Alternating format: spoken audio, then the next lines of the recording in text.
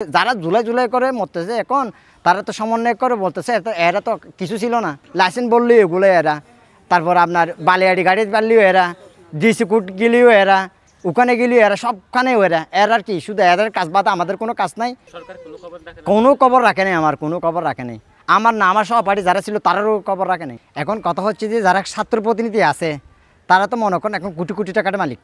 হ্যাঁ, দিন শেষে আমরা যারা আহত হয়েছি, হ্যাঁ, তারপরে আমাদের ট্রিটমেন্ট খরচ হয়েছে, এখন চারিদিকে থানাতে গেছি, মামলাতে গেছি, এখানে দিনে যে এমন কোনো কি লোক নেই আমারটা জানে না যে এরকম আমরা আহত হয়েছি, এতগুলো গিয়ার করার পরেও আমাদের এত হয়রানি। এখনও পর্যন্ত আমাকে বিভিন্ন জনে কল দিয়ে, তুমি তো জোলা সুদ্ধা ছিলা, তুমি তো কোনো কিছু পাও নাই। আমি তো বলতেছি আমি তো কিছু পাওয়ার জন্য গিয়া গণঅভ্যুত্থানে গেছিলাম, সবার সম্মুখের জন্য গেছিলাম, যে এই জন্য সবার পাশে দাঁড়ানোর জন্য, ছাত্রদের পাশে দাঁড়ানোর জন্য। আমি প্রথম থেকে শেষ পর্যন্ত আমি প্রথম কাতারে ছিলাম।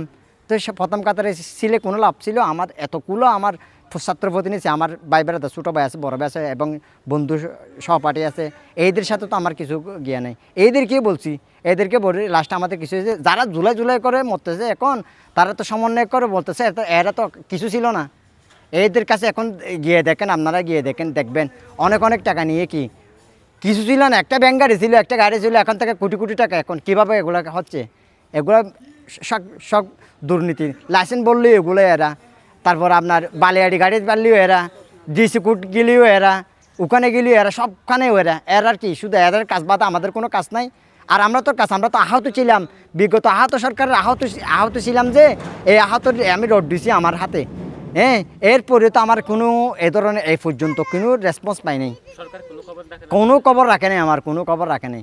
আমার না আমার সহপাঠী যারা ছিল তারারও খবর রাখে নাই। তারা কিভাবে রাখবে ভাই? তারা এখন বালিয়াড়ি গাড়ি নিয়ে, লাইসেন্স নিয়ে, বিভিন্ন কিছু নিয়ে, ইস্যু নিয়ে, দুর্নীতি নিয়ে, টাকা দিলে ওখানে, টাকা দিলে এক পক্ষ থেকে আরেক পক্ষ হওয়া যায়, এদের কাজ তো এগুলা।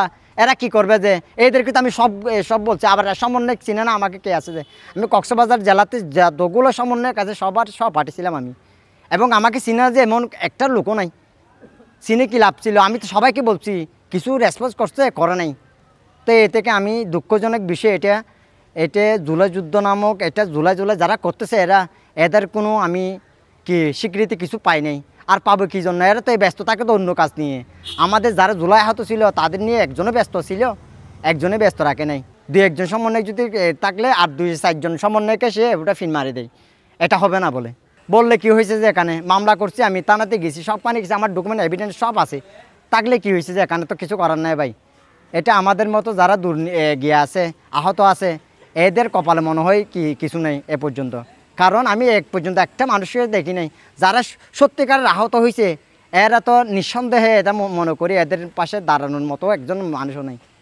আমি সরকারকে উদারতা আহ্বান জানাচ্ছি, এই সঠিক সময়গুলো বিবেচনা করে, সব মানুষদের বিবেচনা করে, সমাজে যারা শ্রদ্ধা ছিল তাদেরকে যাচাই বাছাই করে, যে সত্যিকারের আহত তাদেরকে সত্যিকারের সম্মানিতা দেওয়া হোক। আমি মনে করি এটা।